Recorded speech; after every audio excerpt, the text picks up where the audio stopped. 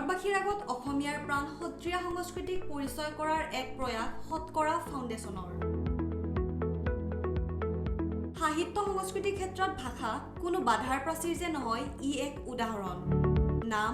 সত্ৰীয়াৰ সন্ধান বেংগালুৰুত অসমৰ প্ৰবাসীসকলে শ্ৰীমন্ত শংকৰদেৱৰ যুগময় সমাজ গঢ়ি তুলিবলৈ একত্ৰিত হৈছিল The beauty of Sattriya lies not just in its grace, but also for the fact that it is a living tradition handed over by several Adhyapaks over centuries.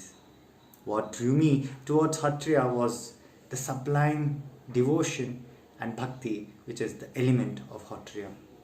বিশ্বত কোভিডৰ ভয়াবহতাৰ পাছত বেংগালুৰুত 3 মেৰ পৰা 8 মেলৈ 5 দিনীয়া আতি সত্ৰীয়াৰ কৰ্মশালাৰ আয়োজন কৰে শতকৰা ফাউণ্ডেশ্যনে কৰ্মশালাখন মীনাক্ষী মেধিয়ে তেওঁৰ এগৰাকী সমৰ্পিত শিক্ষাৰ্থী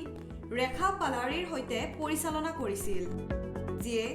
2 বছৰ ধৰি অনলাইন মোডত সত্ৰীয়া নৃত্য শিকি আছিল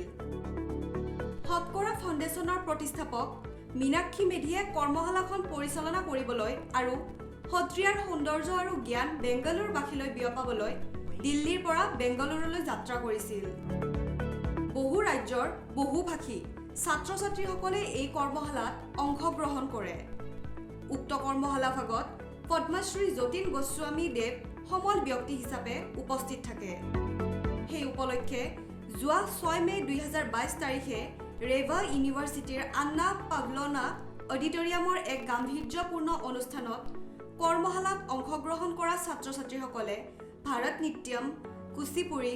মোহিনী নৃত্যমৰ নৃত্য প্ৰদৰ্শন কৰা শিল্পীসকলৰ সন্মুখত সত্ৰীয়া নৃত্য প্ৰদৰ্শন কৰে যাৰ ফলত সত্ৰীয়া নৃত্যই উক্ত অনুষ্ঠান ভাগত এক বিশেষ মৰ্যাদা পায়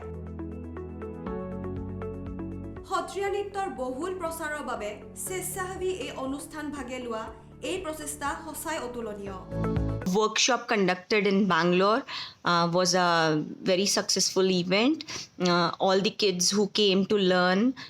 were very, very happy and were looking forward for the next workshop as well. Thank you, Meenakshi, for introducing me to Sattriya and